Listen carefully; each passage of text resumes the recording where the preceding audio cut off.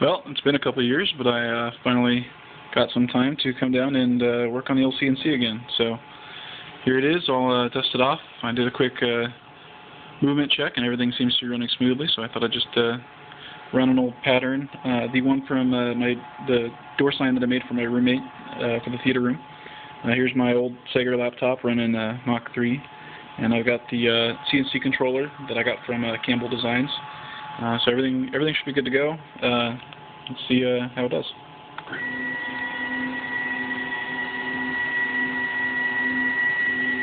The sound is very cool.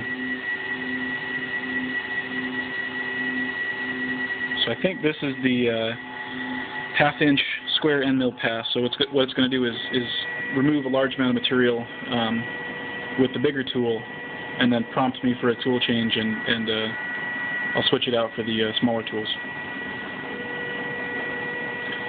So it's not the quickest CNC, but actually for cutting wood, this is a pretty fast speed. Yeah, the hardwoods and stuff, you really want to go slower. So there's I want to get to the part where it does curves and radiuses and stuff, because I think that's the good sound. And one of these days I'll put some cat tracks on here. I have them. I have pieces of them. Just haven't gone through and figured out where to attach them.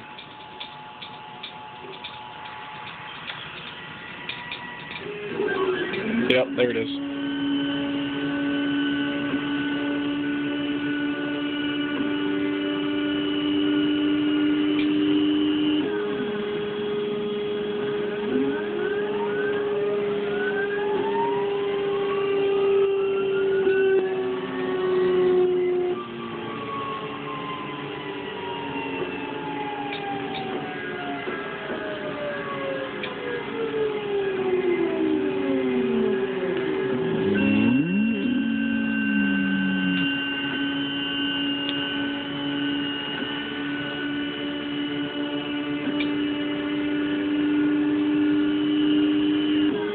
There's actually software you can use to play music using the stepper motors. You should try it.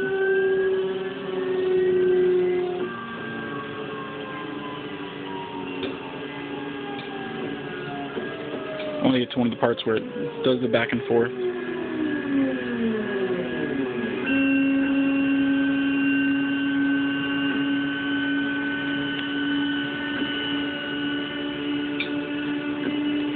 And I got to change out this table. So right now it's got threaded inserts every 4 inches, which isn't a bad way to do things, but it really limits you to having a piece that fits somewhere in that 4-inch range. So what I think I'm going to do is take out this whole table and replace it with a bunch of T-tracks and then some hold-down clamps. Oh, there we go.